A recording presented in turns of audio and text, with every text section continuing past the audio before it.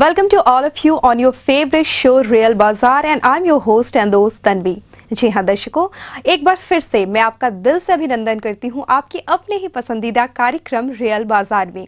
जैसा कि आप जानते हैं, हमेशा हमारी ये कोशिश होती है कि इस कार्यक्रम के माध्यम से हम आपको उन तमाम बातों की जानकारी दें जिससे आपके सपनों का घर न सिर्फ आपकी आंखों में बसे बल्कि सच्चाई की धरातल पर भी पहुँच सके। आज की कड़ी में भी हम आपको रियल बाजार के उन तमाम पहलुओं से परिचित कराएंगे जो इस बाजार को जानने, समझने और डील करने के लिए ज़रूरी है।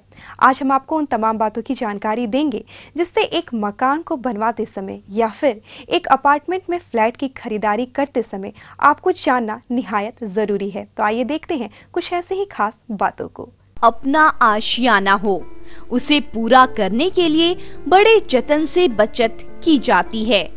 आम व्यक्ति अपनी सीमित आमदनी से कुछ बचाकर घर खरीदता है। घर जो होता है, बोला जाता है कि घर सपनों का घर होता है और घर बहुत ही मुश्किल से किसी के नसीब में होती है। आम तौर पर जब व्यक्ति फ्लैट खरीदता है तो उस वक्त उसका ध्यान बजट पर होता है।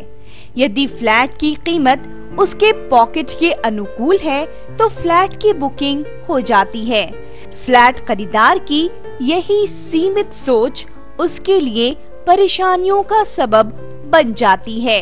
जब आप फ्लैट लेते हैं तो उसके नक्शा जो वो आपको दे रहा है, जो बिल्डर्स, उसके नक्शे का दरियाफ्त करना चाहिए आपको।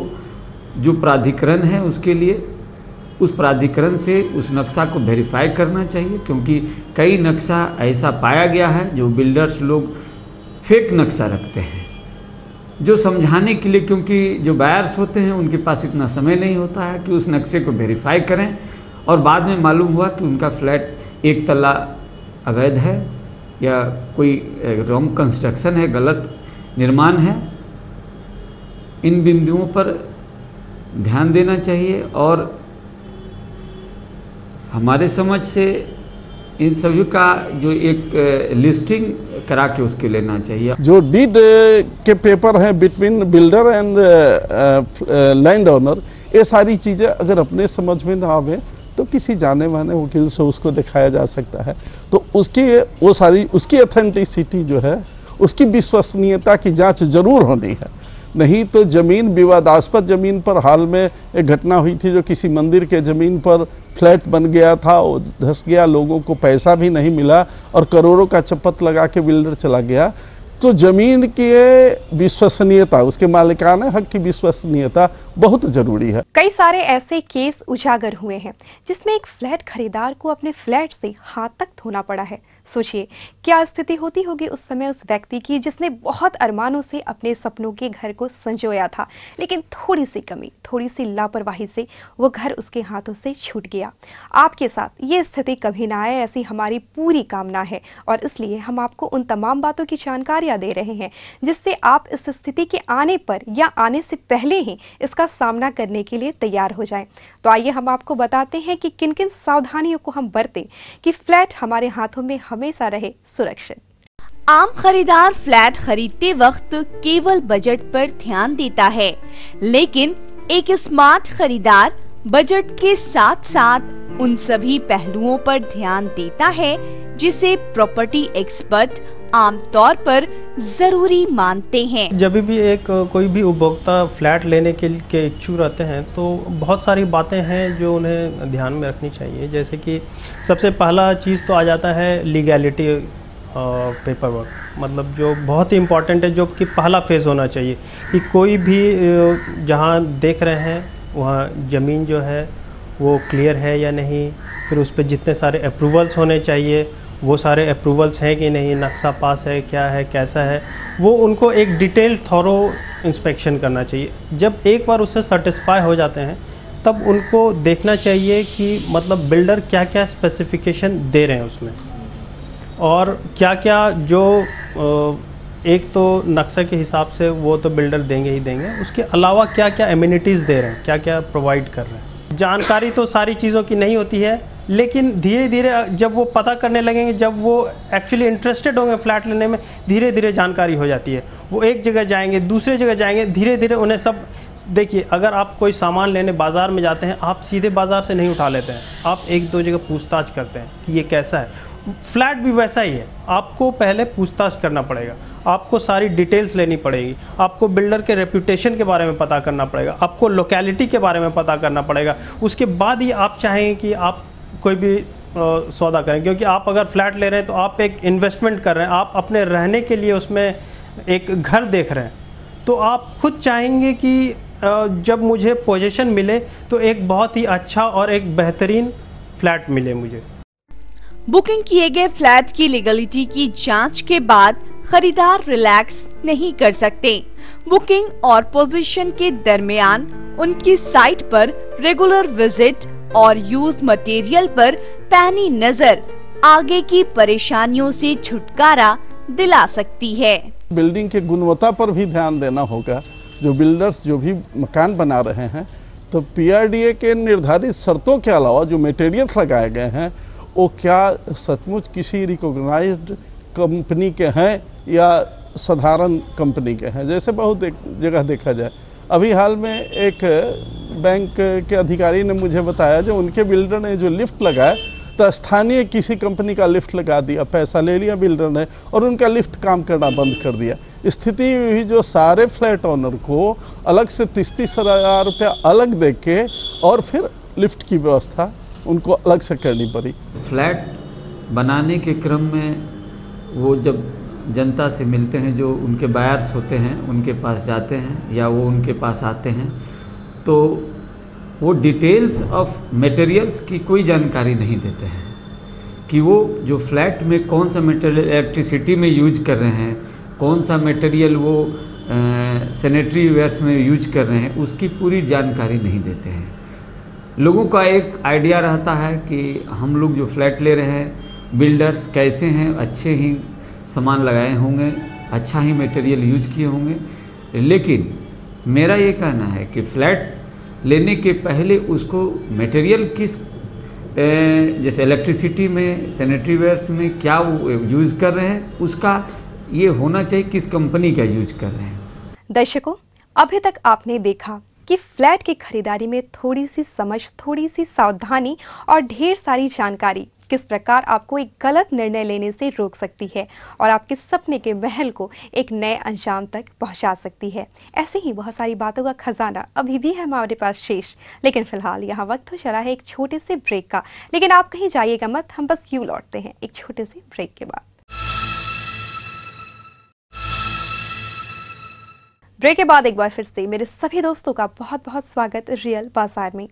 दोस्तों, अभी तक हमने आपको दिखाया उन तमाम बारीकियों को, उन सभी चीज़ों को जिससे एक फ्लैट की खरीदारी करते समय आपके समक्ष किसी प्रकार की कोई कठिनाई या फिर कोई मुसीबत ना आए।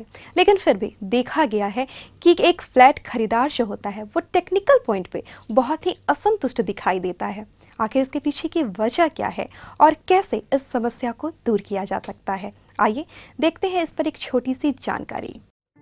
फ्लैट को लेकर ग्राहकों को सबसे बड़ी दुविधा इस बात को लेकर होती है कि बिल्डर्स ने उससे अधिक एरिया के लिए पैसे ले लिए, यानी कंफ्यूजन कारपेट और सुपर बिल्ट अप एरिया को लेकर बनी रहती है। उपभोक्ता सोचते ये हैं कि सुपर बिल्डअप का और कारपेट एरिया का मतलब वो लोग सोचते हैं जो हमको मिलता है फ्लैट में वो पूरा का पूरा हमको जो लिखा हुआ है उतना होना चाहिए। लेकिन एक्चुअली जब ये प्लॉट का ग्रोथ होता है तो वो सारा एरिया को डिवाइड करके वो सुपर बिल्डअप में चेंज किया जाता है। उसमें से कितना कंस्ट्रक्शन किया जा सकता है वो होता है आपका मतलब कारपेट एरिया, जो आपको दिया जाएगा एक्चुअल में फ्लैट में जब आप रहिएगा। इनसाइड जो आपका एरिया होगा वो होगा कारपेट एरिया। तो इसमें नॉर्मली मार्जिन का वही कि 2 से 3% 4% लोगों को डाउट रहता है कि मेरा कम है तो मेरा ज़्यादा है।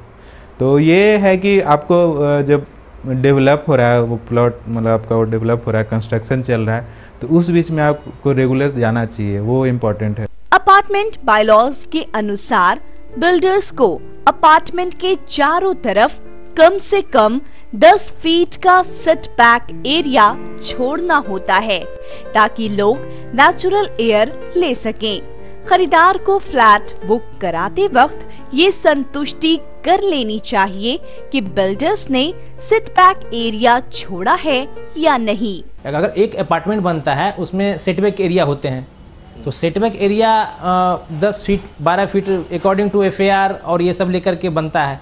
तो उसमें मिनिमम अगर 10 फीट भी हमारा सेटबैक होता है एक बिल्डिंग का, तो 10 फीट तो हमारा ऐसे बिल्डिंग का सेटबैक हो गया, एक ओपन एरिया हो गया। बीच में हमारा अगर 20 फीट का रोड होता है तो वो 20 फीट का रोड मिल करके दूसरा अपार्टमेंट में 10 फीट होता है, तो ये नेचुरल है कि हमारा वो 40 फीट का बीच का गैप दिखाएगा, है ना। अगर मैं सेटबैक नहीं दे रहा हूँ, सेटबैक प्रॉपर नहीं है, रोड भी कंजस्टेड है, तो उसमें हमारा ढंग का एरी नहीं होगा, हवा नहीं आएगा, धूप नहीं आएगा। वैसे तो टेक्निकल मामलों में ही सर्विस टैक्स का मामला आता है, जिसे लेकर बिल्डर्स और ग्राहक के बीच कंफ्यूजन की स्थिति हमेशा बनी रहती है और सर्विस टैक्स को लेकर ही बिल्डर्स और ग्राहकों के बीच नोक-झोंक सामान्य है। जिस समय आप उससे सौदा कर रहे हैं उस समय क्या बिल्डर्स ने सर्विस टैक्स उसमें ऐड किया है या नहीं किया है? क्योंकि ज़्यादातर ऐसा होता है कि पहले बोलते हैं कि आपके फ्लैट का इतना दाम है, फिर उसके बाद वो करते क्या हैं कि फ्लैट के बारे में वो कहते नहीं सर्विस टैक्स तो आपको देना है। तो जो भी टैक्स है include exclusive with all taxes, उसको रेट देना चाहिए, लेकिन ये वो भेग रख लेते हैं और जिस चीज़ को बाद में वो अपने प्रॉफिट में ऐड कर लेते हैं। अपार्टमेंट बिजनेस मुनाफे का बिजनेस माना जाता है। बिल्डर्स ज्यादा से ज्यादा मुनाफा कमाने की कोशिश में रहते हैं और इसी क्रम में घटिया मटेरियल के इस्तेमाल से भी नहीं चूकते। ऐसे स्थिति से निपटने के लिए ग्राहकों को अलर्ट होना होगा, वेरीफाई करना होगा कि यूज मटेरियल स्टैंडर्ड है या नहीं, क्योंकि बड़ी बड़ी इमारतों को जमींदोज होते भी देखा गया है।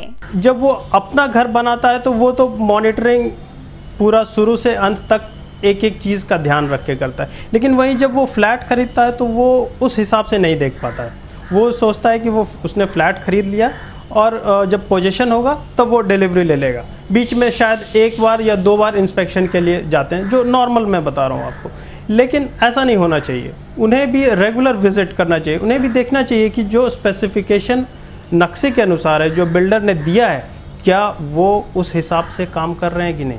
भूकंपरोधी मकान आपके हैं कि नहीं? बिल्डर्स कहते हैं मेरा मकान भूकंपरोधी है और वो कुछ कागज़ पत्र दिखाते हैं, लोगों को प्रलोभित करते हैं, फुसला लेते हैं, पैसा ले लेते हैं। वाकई मकान ऐसा होता नहीं है। भूकंपरोधी मकान वो हुआ है कि नहीं, उसकी भी गुणवत्ता की जांच विशेषज्ञों से कराने के बाद ही तब उसका भुगतान करना।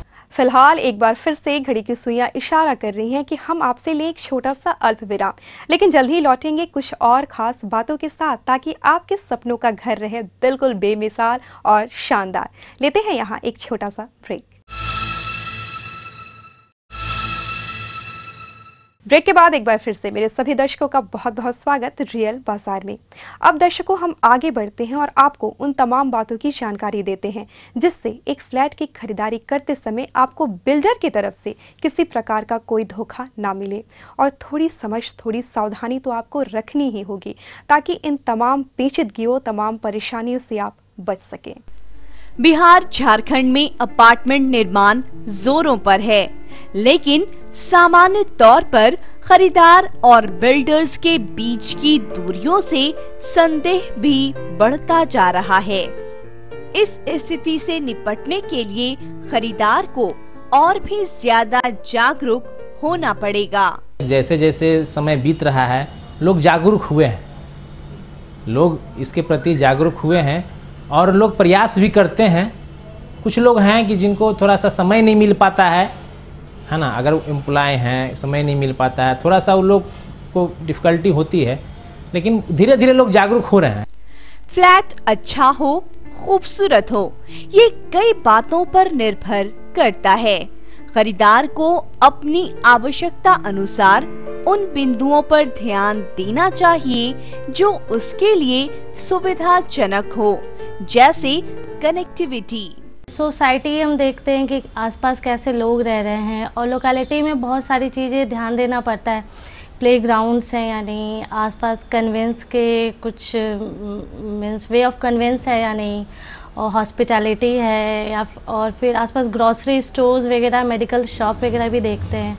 और मैंने मंदिर भी कंसीडर किया था, आसपास मंदिर भी हो, तो यही सब ध्यान रख के किया था। और फिर हम यहाँ पे जब आए तो हमने फ्लोर वगैरह देखा कि किस फ्लोर पे हम ले रहे हैं, कितना एरिया, और बजट भी कंसीडर किया था, तो उस हिसाब से हमें सब सेटिस्फाइड लगा, तो हमने ये फ्लैट लिया। फ्लैट अच्छी जगह पर हो, उसकी कनेक्टिविटी अच्छी हो, ये तो एक बात हुई, लेकिन इससे भी ज्यादा जरूरी है कि वो ऐसे रास्ते पर हो जहां फायर ब्रिगेड की गाड़ियां आसानी से जा सकें। कम से कम 20 से 25 फीट वाले रोड पे वो ले, ताकि फायर ब्रिगेड की गाड़ियाँ बड़ी होती है, अब किस कोने में लगी है आग, कहाँ पे लगी है, कहाँ पे उनका मूवमेंट बनेगा फायर ब्रिगेड वालों का, कहाँ पे नहीं बन पाएगा, ये चीज़ को ध्यान में रखते हुए थोड़ा सा करना चाहिए कि प्रॉपर उनको एरिया मिले जहाँ से कि वो जा करके वहाँ पर फायर को अपना वो बुझा सके, ये कर सके। ये इतना उनको सहूलियत मिलेगा तभी वहाँ पे क्योर हो पाएगा वो फायर। आजकल जो बिल्डर्स बना रहे हैं तो गली कूचे कहीं कहीं फ्लैट्स बना देते हैं, और जल जमाव की समस्या या आपातकालीन स्थिति में अग्निशामक यंत्रों के उनके जो वाहन है नहीं पहुंच पाते हैं, ये बहुत बड़ी समस्या है। तो हमेशा इन बातों का ध्यान रखा जाए, जो फ्लैट्स जो हैं निश्चित रूप से किसी प्रशस्त और चौड़े मार्ग पर हों, जहां विद्युत और जल निकासी की व्यवस्था, विद्युत आपूर्ति की सही व्यवस्था हो। शहरीकरण ने प्रदूषण को बढ़ाया है। शहरों में पेड़ पौधों के अभाव में लोग स्वच्छ हवा के लिए तरस रहे हैं। ऐसे में ये जरूरी है कि फ्लैट्स खरीदते वक्त इस पर भी खासा ध्यान दिया जाए। लाइट आना मतलब आपको बढ़िया से कॉर्नर पे है तो लाइट बढ़िया से आता है, तो आपको बिजली की खपत थोड़ी कम होती है, एक बढ़िया चीज़ है। उसके अलावा है कि वेंटिलेशन प्रॉपर होना चाहिए आज के डेट में, क्योंकि बहुत कंजेस्टेड हो चुका है हर चीज़, तो ये वेंटिलेशन के पर्पस लिहाज से बहुत अच्छा था। वैसे तो बहुत सारी बातें हैं, लेकिन ग्राहक को ये भी चयन करना चाहिए कि वो फ्लैट फुल्ली रेजिडेंशियल ले रहे हैं या सेमी। साथ ही साथ आगे आने वाले मेंटेनेंस कॉस्ट पर भी विचार करना जरूरी होता है। फ्लैट लेते समय एक बात का ख्याल जरूर रखना चाहिए कि जो ये फ्लैट है कंप्लीट रेसिडेंशियल है या कॉमर्शियल रेसिडेंशियल मिक्स है, क्योंकि कॉमर्शियल और रेसिडेंशियल मिक्स फ्लैट से बचना चाहिए। जो लोग हैं ऐसे जो फ्लैट लेना चाहते हैं, ये एक परेशानी होती है। कॉमर्शियल और रेसिडेंशियल जहाँ मिला हुआ रहता है वहाँ एक बहुत बड़ी परेशानी आती है, जो भविष्य में एक परेशानी का सबब बन जाता है। वहाँ पर सोसाइटी भी उसको कंट्रोल करने में बहुत परेशान हो जाती है। रियल बाजार के इस अंक में हमने जाना उन तमाम बातों को, समझा उन सभी बारीकियों को जिससे आप एक खूबसूरत घर के स्वामी बन सकते हैं और एक सुकून और प्यार भरी जिंदगी गुजार सकते हैं, क्योंकि घर ही वो जगह होती है जो हमें शांति देती है, सहारा देती है और अपनी बाहों में पनाह भी देती है। हमारी भी ये कामना है कि जल्द से जल्द अगर आपका घर आपके पास है तो वो और भी उन्नति करे और भी उसमें आप रहकर आगे बढ़े, और अगर आपका घर आपके पास नहीं है तो जल्द से जल्द आपके नसीब में आपके घर का साथ हो। इसी बातों के साथ मैं तन्वी अपने सभी दोस्तों के साथ आपसे लेती हूँ इजाजत। लेकिन अगर आपके मन में है कोई सवाल या फिर देना चाहते हैं आप हमें कोई सुझाव, तो आपका खुले दिल से स्वागत है। आप हमें मेल कर सकते हैं। मेल करने के लिए सबसे जरूरी है कि हमारा ईमेल आईडी आपके पास हो, तो फटाफट उठाएं कागज और कलम और नोट करें हमारा ईमेल आईडी। हमारा ईमेल आईडी है realbazaar.etv@gmail.com।